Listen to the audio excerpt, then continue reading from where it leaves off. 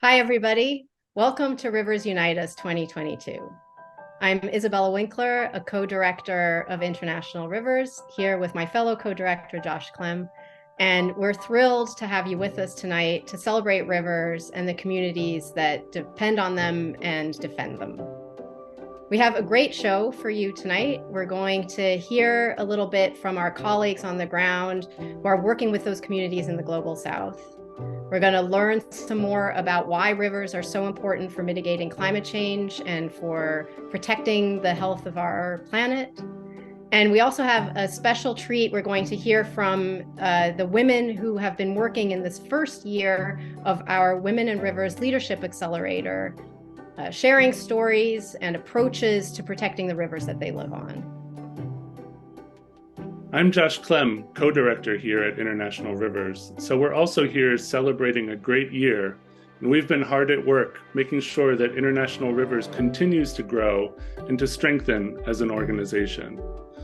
And there have been many changes in the world over the past few years that have impacted our work, including COVID, shrinking political space, and increasing violence against river defenders around the world. But we also have great achievements and milestones to share with you that we're very proud of. In our case, milestones are often measured in part by things not happening, dams not being built so rivers can run freely. That's right, Josh. And we're also here to celebrate you and your incredible support for International Rivers. International Rivers is 100% supported by grants and donations from people like you who love rivers and are deeply committed to the future of this planet.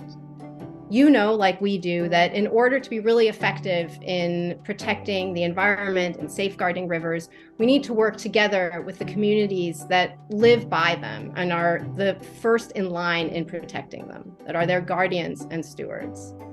And that is what International Rivers has been doing for the past 35 years. I heard a statistic recently that I think really brings this point home. Indigenous peoples make up only 5% of the world's population, and yet protect over 80% of the world's biodiversity. I think this really shows why this approach of International Rivers is so important. So let's get started with the program. Thank you again so much for joining us to share our stories and to learn a little bit more, to eat and to drink, and of course, to give. So please donate on our campaign page or text Rivers 2022 to 44321. The number's on your screens. Enjoy the show.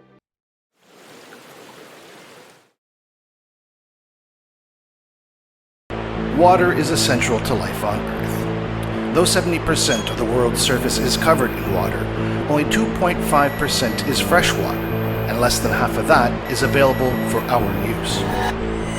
Yet global river systems and watersheds are in crisis. They have been dammed, diverted, polluted, and destroyed at frightening rates. The cost to people and Earth's living systems is catastrophic. An estimated 80 million people worldwide have been displaced by dams, and the destructive disturbances downstream of dams have impacted considerably more lives. 25% of the world's population already face severe water scarcity.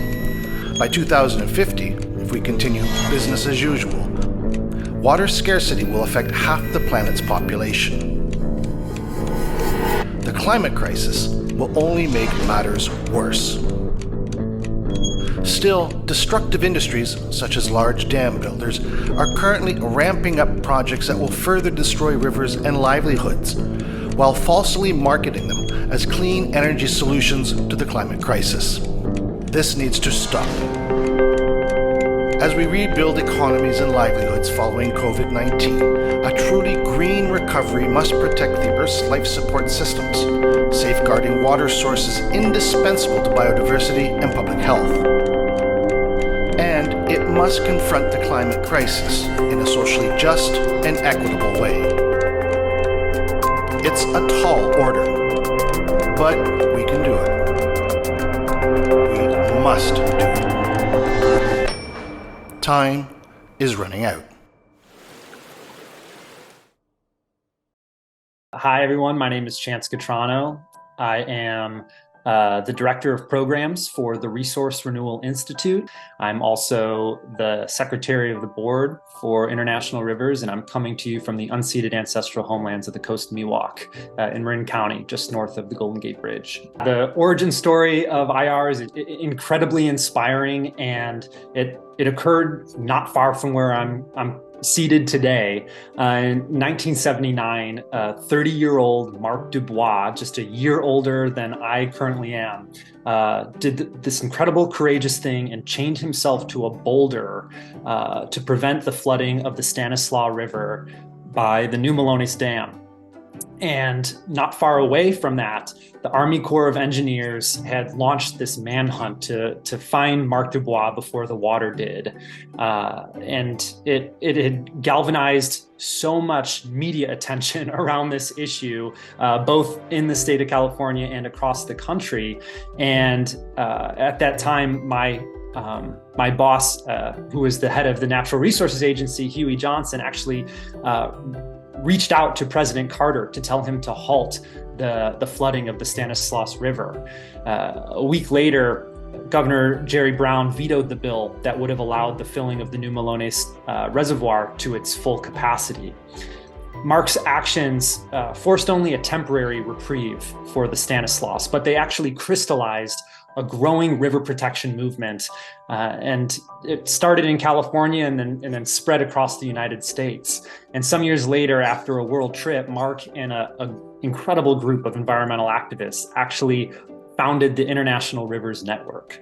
And from one person's passion for rivers and the single act of courage, it actually grew this incredible organization across 4 continents that's helped to defend rivers and the communities that depend on them. And since that time, International Rivers has worked with over 800 partners and has saved rivers from over 200 dams and actually channeled around $170 billion away from destructive projects.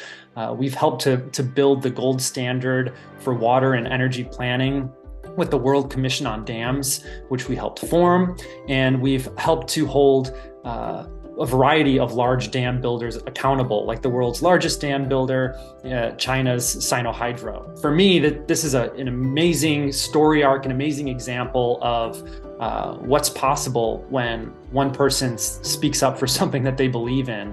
For a young person that wants to get involved in environmental issues, it's that intersectionalism, the sort of future forward thinking of that balance between protecting fragile ecosystems and fragile habitat and the communities that depend on them, especially frontline communities and indigenous communities that have stewarded these resources since time immemorial. For me, it's that intersectional work that International Rivers has championed for decades, and is one of the reasons why I'm so dedicated to giving my time, giving my passion and my attention, and giving meaningful gifts to International Rivers to make sure that this incredible team across all these continents can continue to do this work. And that's why I'm so happy to invite you all in to help us be a part of this movement to protect free-flowing rivers and the communities that depend on them.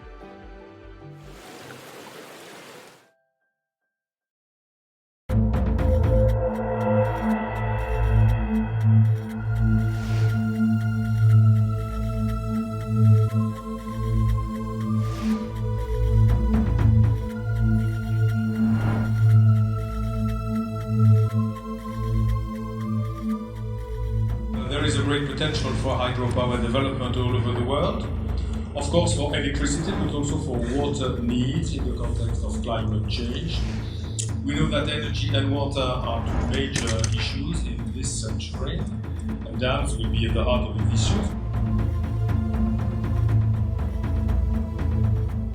Cada barragem que vocês fazem no rio é como a veia do nosso corpo, que vocês fazem a barragem, é meio que cortam o dedo, e a gente no coração sente. Vocês precisam respeitar a nossa vida.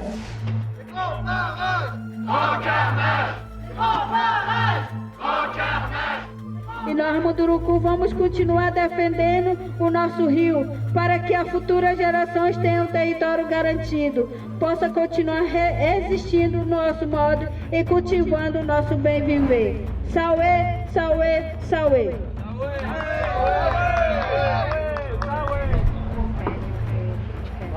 Nós viemos aqui para entregar essa carta e protocolos.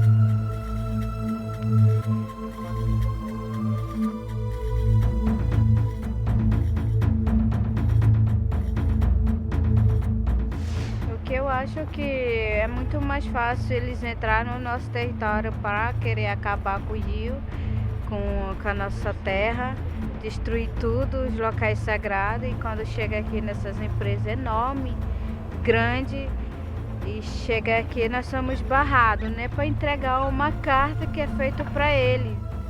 Eu fico triste, mas ao mesmo tempo eu sei que a gente tem que continuar lutando bastante, não deixar essas empresas entrar nas terras.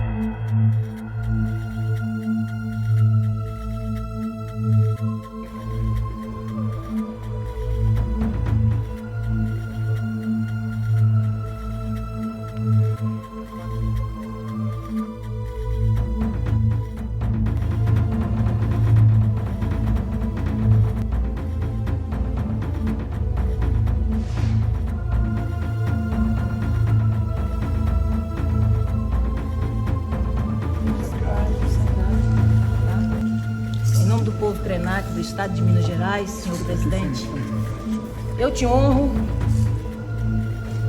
e eu te respeito muito, certo? O senhor não está sozinho, a floresta está de pé aqui com o senhor.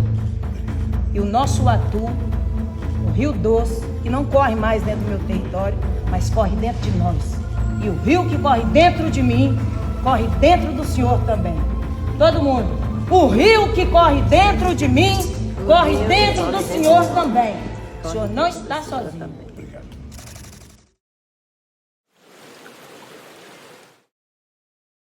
Hi, I'm Carly Helenchik, and I work in development and communications at International Rivers. I'm excited to introduce you to someone who's very special to our organization, Niwat Roykau, known to all as Crew T. He advises our work in Thailand and has been a partner at International Rivers for many years. This year, he was the recipient of the Goldman Environmental Prize, the most prestigious prize in environmental activism.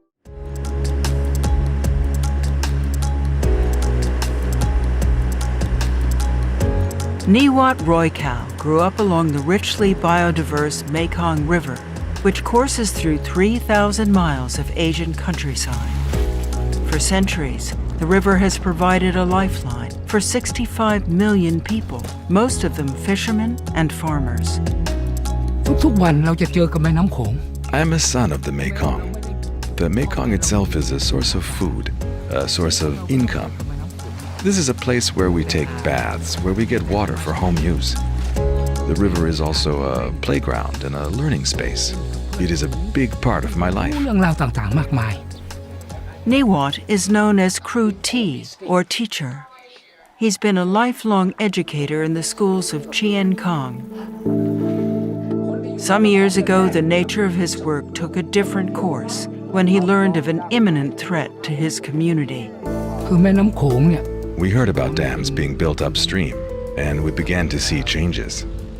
Before, there was no poverty along the Mekong River. We could fish to support ourselves. We planted many different crops in the rich soil. In the past, lots of fish, not just giant catfish, would swim up here to lay their eggs and spawn. The main cause for the loss of the fish catch has been the dams upriver. Kru T began to talk with his pupils' parents, who were struggling with their diminishing catch and crops.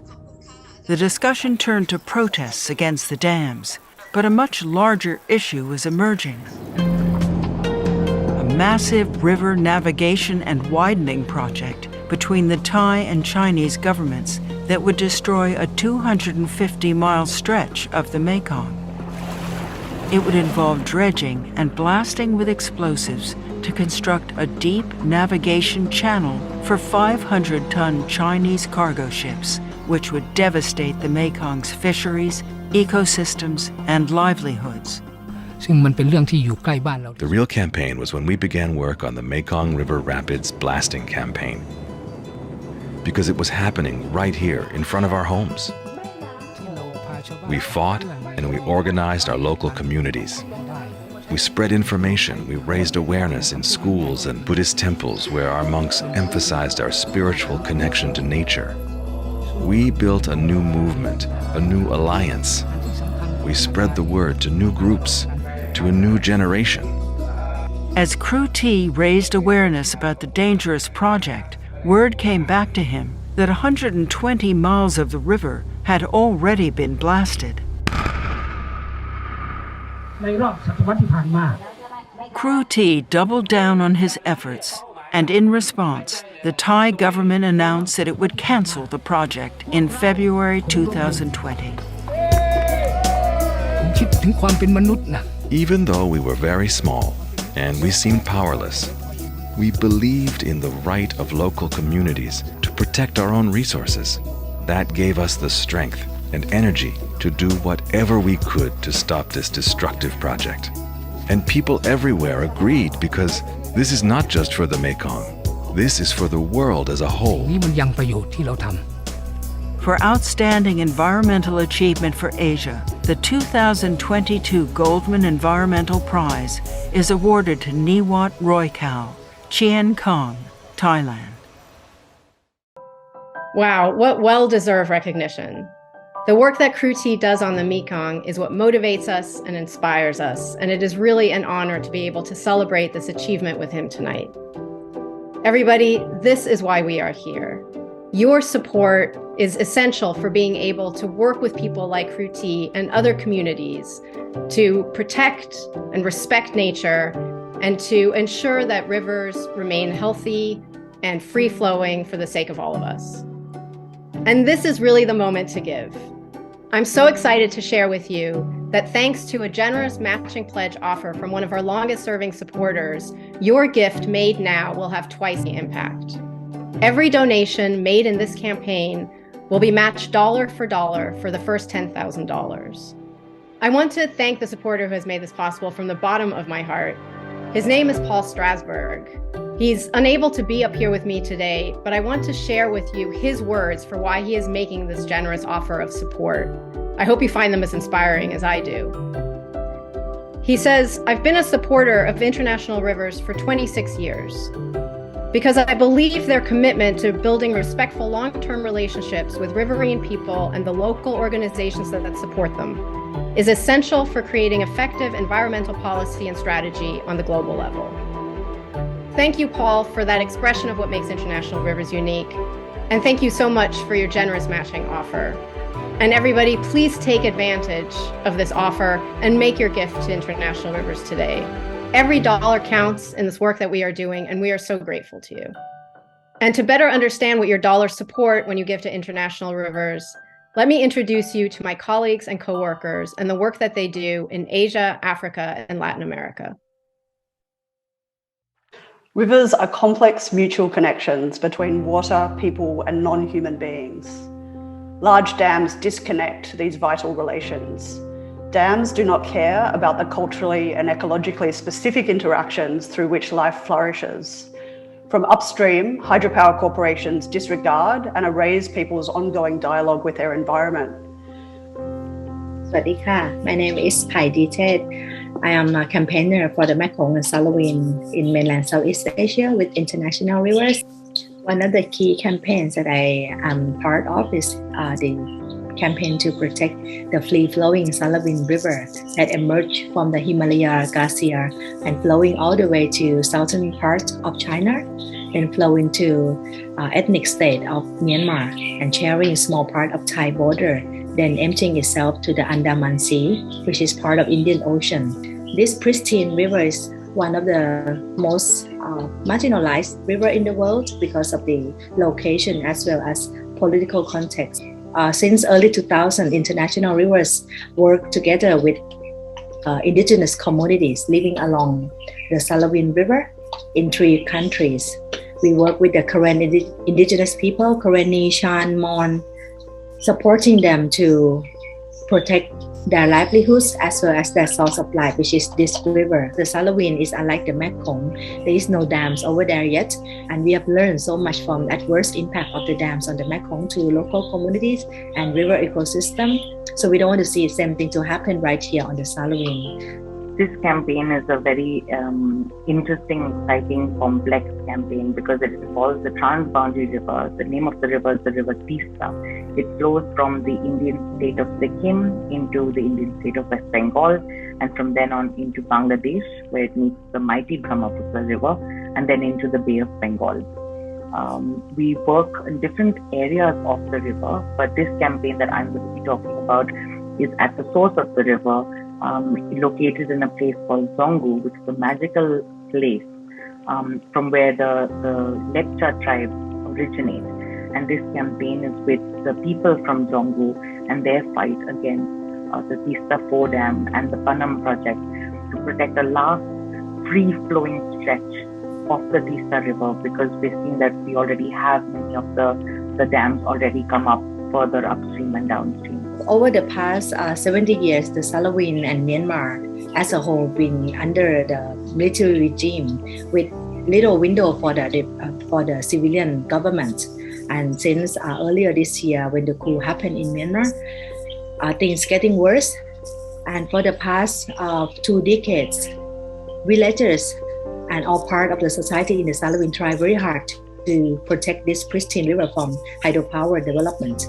Because if a dam is built over there on the Salaween River, this means that not only the valley will be flooded, but also home of those marginalized people, those who demand for democracy, those who demand for public participation and accountability. International Rivers works in a way that very few organizations work.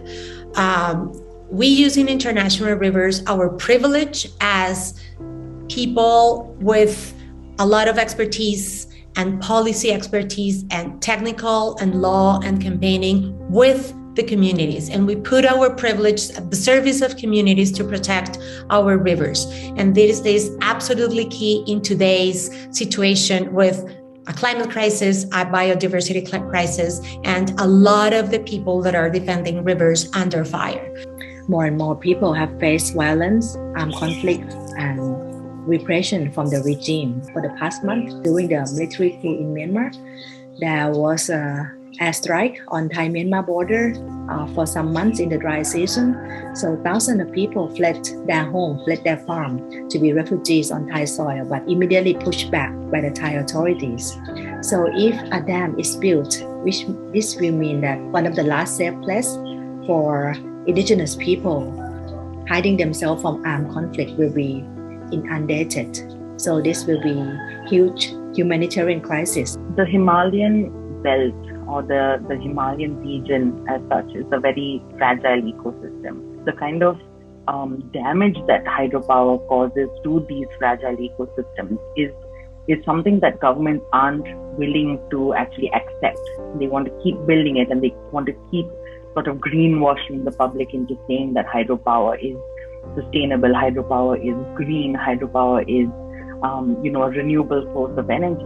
But what we're talking about is mega hydropower isn't the kind of impacts that it has are devastating, not just for the ecology, but also for the people that live by these dams. We're seeing similar mistakes being made in Uttarakhand, in another state in India, and we're seeing similar issues that will come up in Himachal and Jammu and Kashmir, and in Nepal, where they want to build and rely heavily on hydropower.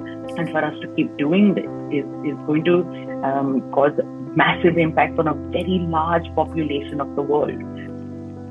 My name is Siziwe Motsa, and I'm the director of the Africa program at International Rivers. We focus on the Congo River. We also work on the Kunene, and also we work on Guinea's Bafeng River. As a healthy river, the Congo actually draws millions of tons of carbon out of the atmosphere every year as it transports sediment into the ocean.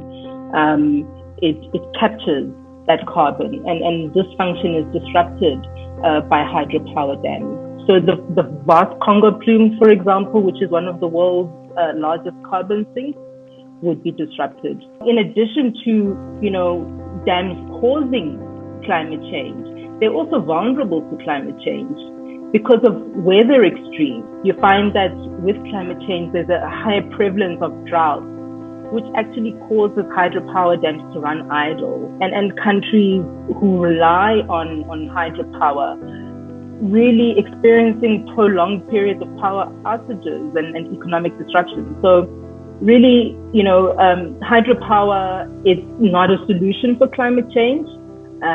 In fact, it's vulnerable to the changing climate because of droughts and weather extremities.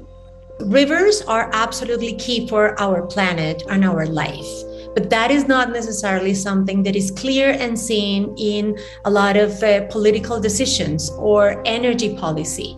Rivers are important for biodiversity, for climate, for energy production, for food production, for human rights, and for communities. And that is the work that International Rivers is doing. It's connecting and deeply understanding why are the rivers important and what are the solutions that we need globally to protect them effectively.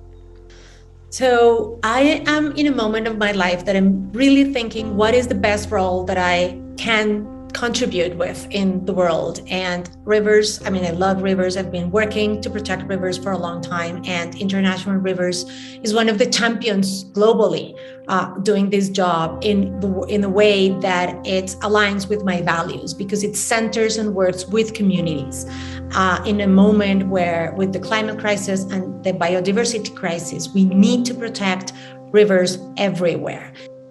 Over the last couple of years, International Rivers has been working on a water governance program. And through that program, we've been running several trainings and capacity building for the communities along the Tista, whether up in Sikkim, West Bengal, or in Bangladesh. But when it comes to the Lepcha community, we saw an amazing opportunity to actually work with the women from Sikkim and from Jongo in particular, the women leaders from the movement on the ground, and the youth. And we see that as a really important part of working with movements and working with communities on the ground, is to make sure that the voices that are least heard at decision-making tables are then taken to those tables and heard, because there is a lot of wisdom in this experience. I've seen that even it's been so long, it's been almost 20 years, but people are still active. They are tirelessly work to get together, organize themselves, asking for submitting letters to the government, demanding for important documentations, or working with lawyers and journalists, trying to voice their concern to the wider public. Because I think one part is that they see themselves as a global citizen as well, that this river doesn't just belong to tiny group of indigenous people, but this belongs to the entire world. I'm constantly reminded that the meaning and message of environmental and river system loss can't be detached and disembodied from the experiences of people who know, live and feel as part of rivers.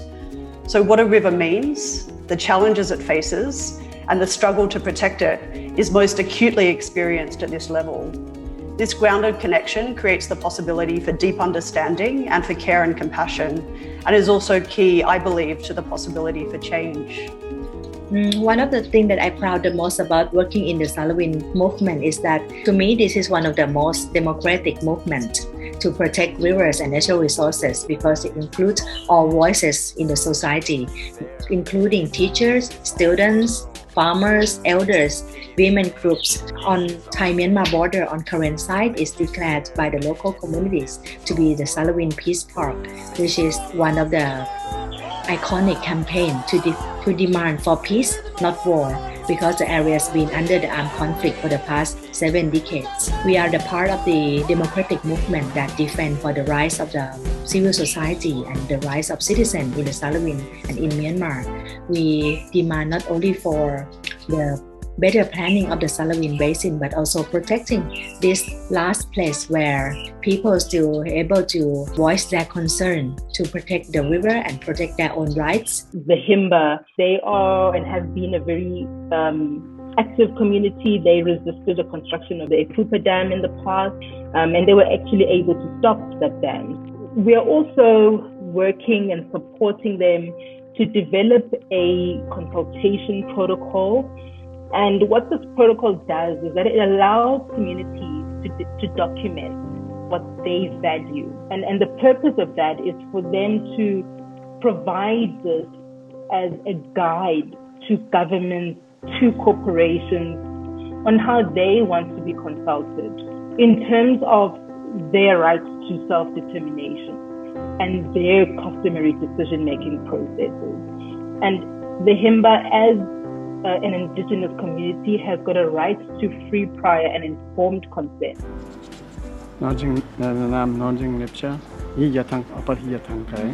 हमारा दादा लोग में बोलता था पहले लेप्चा लोग जब ये तिस्ता नदी खत्म हो जाएगा तो मतलब लेप्चा लोग खत्म हो जाएगा इधर ऐसा ही हो रहा है अभी ये इसीलिए हमने तो ये नहीं चाहिए बोलकर इसीलिए प्रोटेस्ट कर रहा हूँ.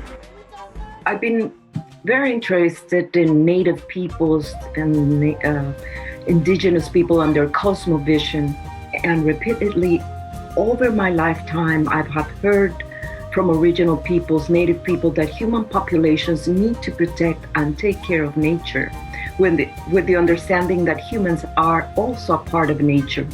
Protecting nature is protecting people also.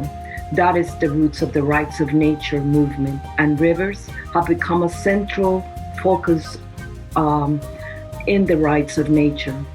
So the world is reaching a critical point of no return on climate change, and rights of nature, rights of rivers, this approach offers a transformative change. First, it recognizes that nature is not mere human property, but that instead possesses basic rights.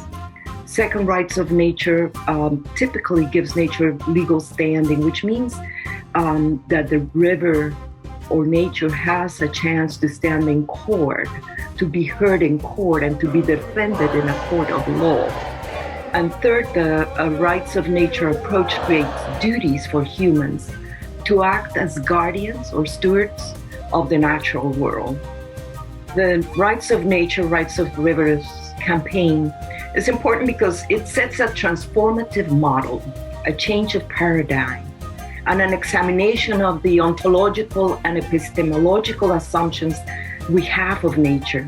The concept and practice of economic development needs to change. We all know that. And it is changing, giving an opportunity to life, an opportunity to a healthy planet, and away from the concept of nature as a merchandise to exploit. And so in that sense, it's important not only for indigenous peoples to continue to protect their areas, their forests, their biodiversity, their culture, and so forth, but it's important for all of us. It's about life. We're talking about life. I think it is time for us to recognize that, free-flowing rivers mean so much for local people, but it also gives fresh water to the ocean, and all the ocean are connected. How can we support all this kind of movements? I think can be one of the most important questions for these days.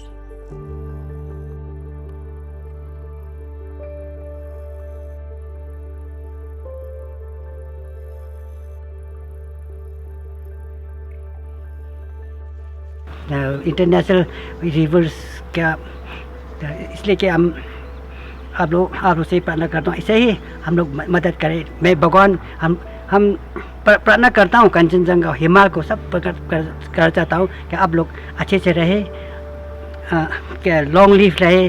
तो इन्हें कहकर मैं छोटी बातों ये बंद करना चाहता हूँ। Please join me and support International River's key work for the planet. Thank you.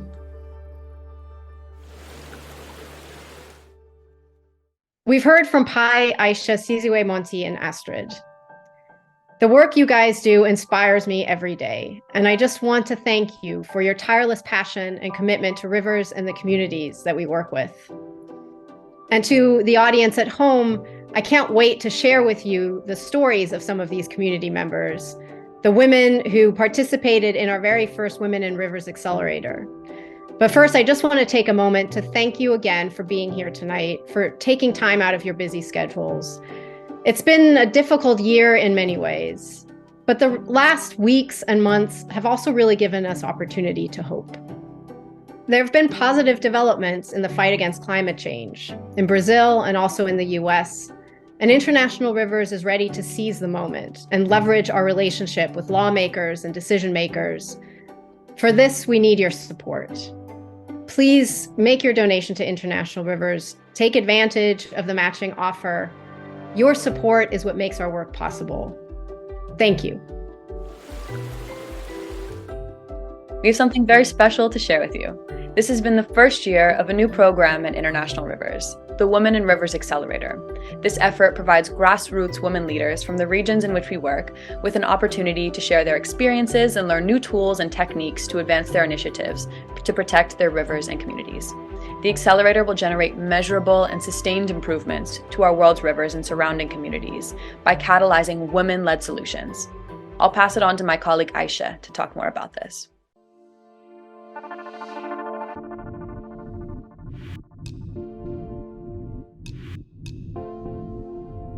Women in Rivers actually started off during a conversation that we had at International Rivers, where we realized how important the voices of women are and how we're not seeing those voices at decision-making tables. As a team in different regions, we interact with some amazing women leaders from different communities.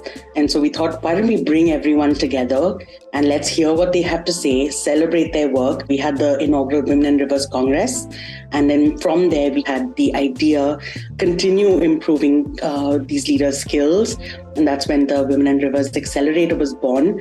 And this accelerator we're doing in partnership with the Women's Earth Alliance. We decided to partner with them on a Women in Rivers Accelerator that would help women in our regions where we are currently working enter a program, skill up in areas that they feel that they needed more technical knowledge, more project management, campaigns, communication, advocacy ideas. We've known for centuries how Indigenous women from around the world hold so much knowledge within themselves and within their communities. And so it's important to recognize that this information and wisdom already exists. The answers are already out there. We just need to share them with each other. My name is Smile Lipcha. I'm an environment and social activist. I'm from Zongo Valley, located in North Sikkim, in Northeast India. Being a Lipcha, like indigenous community, I belong to River Rongyong, which is a very, very sacred river for Lipcha indigenous community, and also one of the important tributaries of River Tista. I started at very young age, way back like 15 years. And when I heard that in our river, like power project dams are coming up, like really felt that this is really not good, not only for the community, but for the environment and for land. And in 2007, like affected citizen of Tista, they started this historic hunger strike in Gangtok, in the capital of Sikkim, for 915 days. And I also took part, and still today, personally from my heart, that I really feel that I need to protect our ancestral land. with the accelerator when women are coming together, and exchanging their struggles and their stories. We really need that, because we need an inspiration, we need a motivation to work, to continue to whatever the work that we are doing. My only hope for future is the unity among the Lipcha indigenous community in Zongo especially. If our people stands strongly united among ourselves, I think we can definitely save our River Rongyong and the last stretch of River Tista. My name is Vinket Lepcha and I'm from Darjeeling. I am a storyteller and a filmmaker. For the past couple of years, I've been working a lot with women and waters. I've been writing stories, photo documentaries, and also, during COVID pandemic, it was a great opportunity for me to work with Nepal and Bangladesh women and connecting us with the Sikkim women. In my interactions with a lot of women during the storytelling sessions, made me realize that women are the ones who are often marginalized, or nobody talks about ecological hazards that's happening to women.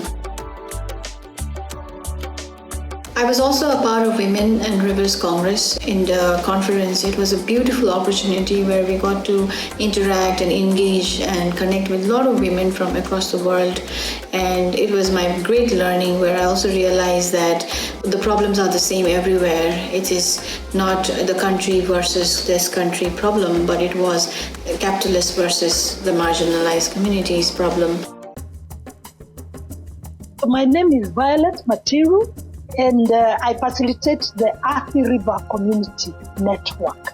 I grew up on a farm in the outskirts of Nairobi with no electricity, and we used to even have to go and fetch water from the rivers. That gave me a sort of love for nature. So when I went to university, I chose to do zoology. The conservation sector at that time was very colonial, so you sort of felt the glass ceiling was rather low, especially for indigenous Africans and more so for indigenous African women. So I just sort of left and went to the US and did a master's in business administration. Then when I came back, I started working with local NGOs doing environmental advocacy to make the policies and the laws more responsive to the needs of Kenyans. 80% of my country, Kenya, is classified as arid and semi-arid. So water is very precious, and yet at the same time, the communities who rely on these rivers end up really suffering. And we started asking ourselves, how are these international policies really converting or changing the lives of my mother is still cooking the same way with the 3 stones. So we've been working together now with the communities to try and see how can we then also start pushing back against the pollution. Communities sometimes backlash against wetlands or rivers. One of the wetlands, there was what is called the Larry massacre during the colonial times, where a lot of people were killed and thrown into these wetlands. So the communities have trauma when they think of these wetlands and they see them as their enemy and something they would like to drain. So those kinds of issues are the ones that make communities sometimes not look after their rivers, much as the rivers are their lifeline. Hi, my name is Nirmala Gowda, co-founder and curator of Pani.Earth. We are a citizen research-based organization with regards to rivers and pollution. Based in Bangalore, we work on the rivers of Kaveri Basin in South India. The situation with regards to rivers are very grim, and in the challenging times that we are living, the most important thing is for the communities to come together, communities, citizens, and the government to come together to solve this problem today. We've been working on the Vrishabhavati and Arkavati Basin for the past 7 years. It is heavily polluted with sewage, solid waste, and industrial waste. One of the first things we realized as we started working is that there was not sufficient knowledge about the river. Where does it start? Where does it go? Where is the sewage coming in from? Where are the dams and where are the hydroelectric plants?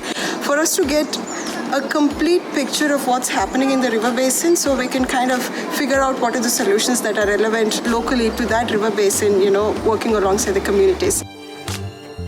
We hope that we can continue this work. This is only just the beginning. We see how much more there is to do and how many more women that we can include in future accelerators. I would like to really thank the International Rivers for giving such an opportunity for people like us who is from minor community where our voices have not been heard by the state authority. And so I feel like I'm very happy that I can be a voice for my community. When women were speaking up, I think that was one of the most inspiring times for me, where I realized that these are some areas that I really want to work.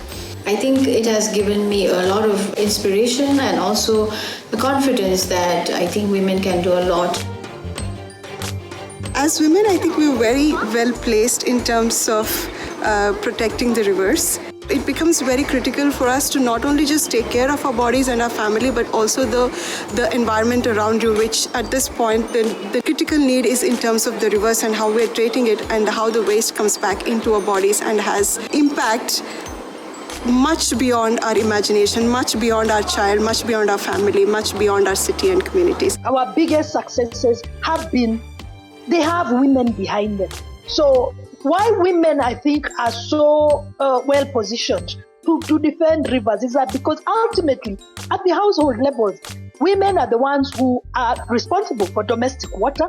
Women are the ones who bear the brunt. When there is pollution and there are people who are sick, it's usually women who are the caregivers. These women are bravely and fiercely fighting for the rights of their community and for the restoration of the dignity of their fellow women. Because at the end of the day, when rivers are polluted, the women really suffer. The challenges that many of the women work with are immense. We need programs like the Women in Rivers Accelerator to reach multiple women across the world in multiple languages, in all locations. And for that to happen, we need your support. So join us.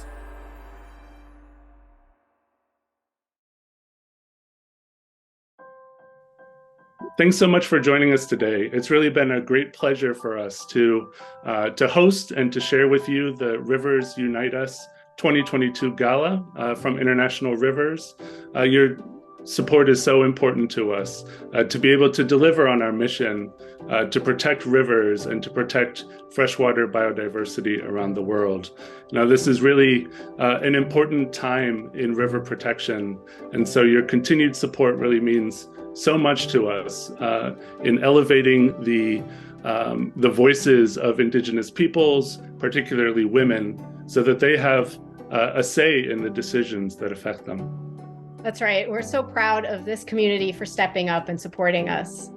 Please remember that this campaign remains open through the end of the year. You can continue to give right here on this campaign page or by texting Rivers 2022 to 44321 on your cell phones, or also by visiting our website, internationalrivers.org.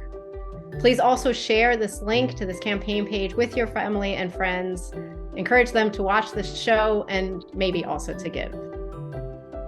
Thank you again for joining us and for being part of this movement. We really couldn't do it without you. So have a wonderful holiday season full of joy and loved ones and your favorite river. Somos Rios em Movimentos.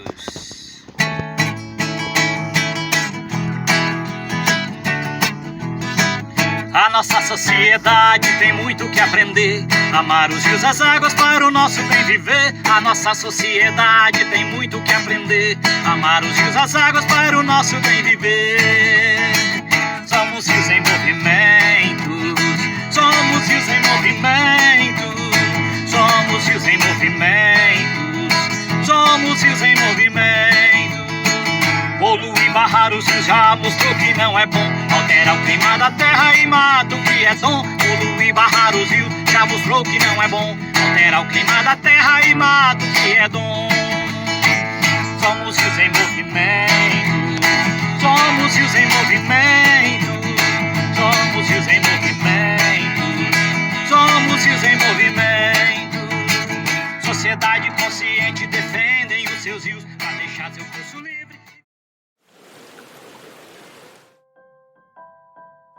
Okay. What's that? No, that's just how I start. Yeah, sorry.